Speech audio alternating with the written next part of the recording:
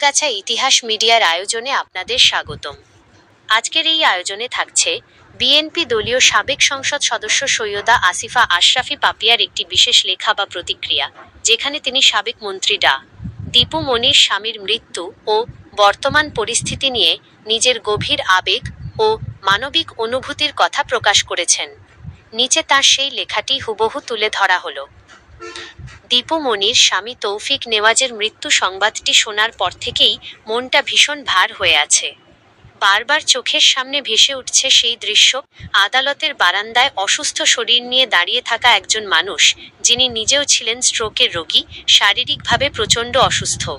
সেই মানুষটির শরীর তখন যেন আর সায় দিচ্ছিল না, তবুও তিনি এসেছিলেন তার স্ত্রী দীপু মনিকে এক নজর দেখতে। তৌফিক নেওয়াজ পেশায় একজন আইনজীবী ছিলেন। শারীরিকভাবে অসুস্থ হওয়া সত্ত্বেও স্ত্রীর পাশে দাঁড়ানোর যে গভীর আকুতি তাঁর ভেতরে ছিল, সেই আকুতিই যেন তাকে অসুস্থ শরীর নিয়ে আদালতের বারান্দা পর্যন্ত টেনে নিয়ে গিয়েছিল। আজ আমি কেন এসব কথা লিখছি, এ নিয়ে হয়তো এক একজন এক এক রকম মন্তব্য করবেন। কেউ বলবেন আমি স্বৈরাচারের দোসর, কেউ হয়তো আমার কথার সঙ্গে সহমত পোষণ করবেন। কিন্তু সত্যি বলতে, আজ এসব রাজনৈতিক পরিচয়, স্বৈরাচার কিংবা স্বৈরাচারের দোসর, কোনোটিই আমার কাছে বড় হয়ে উঠছে না। আজ আমাকে লিখতে বাধ্য করছে আমার মাতৃত্ব, আমার স্ত্রীসত্তা এবং সর্বোপরি আমার মানবিকতা। দীপু মনির সঙ্গে আমার রাজনৈতিক সম্পর্ক কিংবা 2008 সালে তার সংসদ সদস্য হওয়ার পর থেকে কোনো ব্যক্তিগত সম্পর্ক কিছুই নেই। তার সঙ্গে আমার প্রথম পরিচয় আরও অনেক আগে। তিনি সম্ভবত তখন 4র্থ বর্ষের ছাত্রী, আর আমি রাজশাহী বিশ্ববিদ্যালয়ের প্রথম বর্ষের ছাত্রী। একটি টেলিভিশন বিতর্কে আমাদের দেখা হয়েছিল।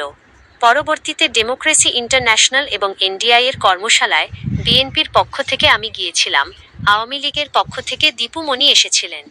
কর্মশালায় খাবারের টেবিলে সবার সঙ্গে সবার যেমন দু একটি কথা হতো, আমাদেরও হয়েছে। একবার এক কর্মশালায় চাইনিজ রেস্টুরেন্টে আমি তার ছোট ছোট ছেলে মেয়েকে দেখেছিলাম। তখন তারা ইংলিশ মিডিয়াম স্কুলে পড়ত। কর্মশালার ব্যস্ততার মধ্যেও দীপু মনি কিছুটা সময় বের করে সন্তানদের যত্ন নিচ্ছিলেন। নিজের আঁচল দিয়ে তাদের মুখ মুছে দিচ্ছিলেন, আদর করে গালে তুলে খাইয়ে দিচ্ছিলেন।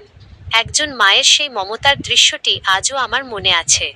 সেই ছোট্ট বাচ্চাগুলো আজ অনেক বড় হয়েছে, কিন্তু তারা কোনোদিন হয়তো ভাবেনি এমন একটি দিন আসবে যখন তাদের বাবা পৃথিবী থেকে চিরবিদায় নেবেন, অথচ সেই শেষ সময় তাদের মা পাশে থাকবেন না।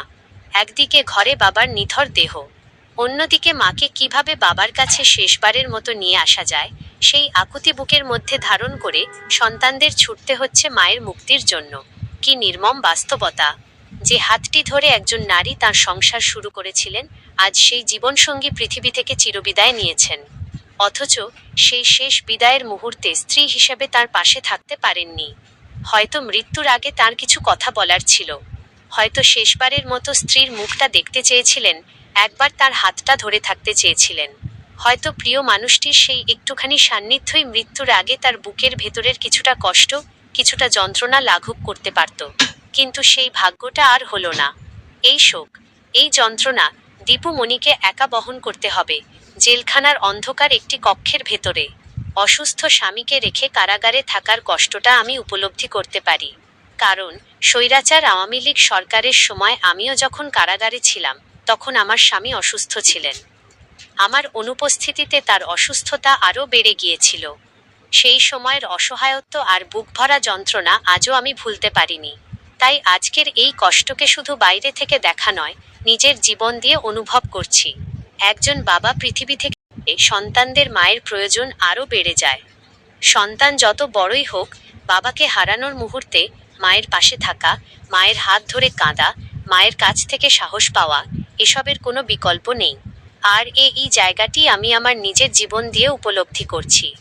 আমি নিজেও যখন জেলখানায় ছিলাম, তখন আমার 3টি ছোট বাচ্চা রেখে সেই দিনগুলো পার করেছি।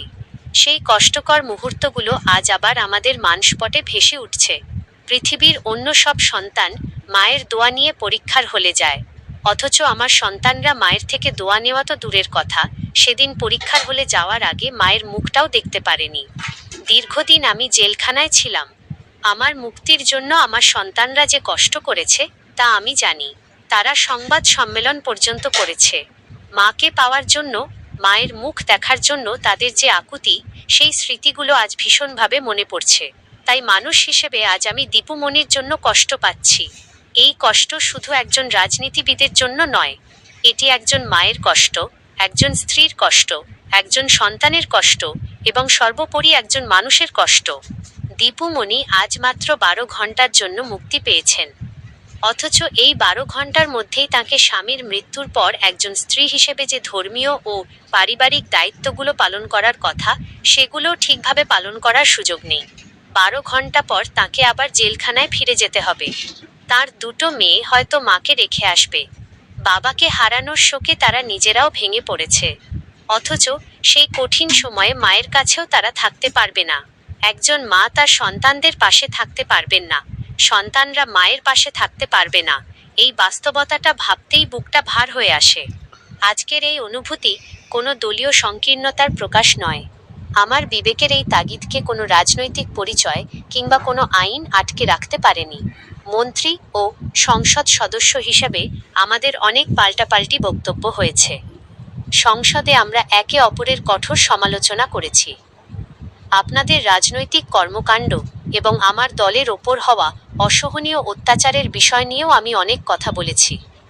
রাজনৈতিকভাবে আমরা ছিলাম দুই বিপরীত মেরুর মানুষ, কিন্তু রাজনীতির বাইরে আমরা সবাই মানুষ। আর হৃদয়ের মানবিকতার জায়গাটি এখনো নষ্ট হয়ে যায়নি। আজ সেই মানবিকতার জায়গা থেকেই আপনাকে সমবেদনা জানাচ্ছি। আপনার সেই ছোট ছোট ছেলে মেয়েদের আমি একসময় রেস্টুরেন্টে দেখেছিলাম। আজ তারা বড় হয়েছে। তারা নিশ্চয়ই বুঝতে পারছে বাবা হারানোর এই শূন্যতা কতটা গভীর। তাদের জীবনের এই কঠিন সময়ে তারা যেন শক্ত থাকতে পারে, এই প্রার্থনা করি। আমার নিজের সন্তানরাও বাবা মায়ের রাজনৈতিক জীবনের কারণে অনেক কষ্ট ও বঞ্চনার মধ্য দিয়ে বড় হয়েছে।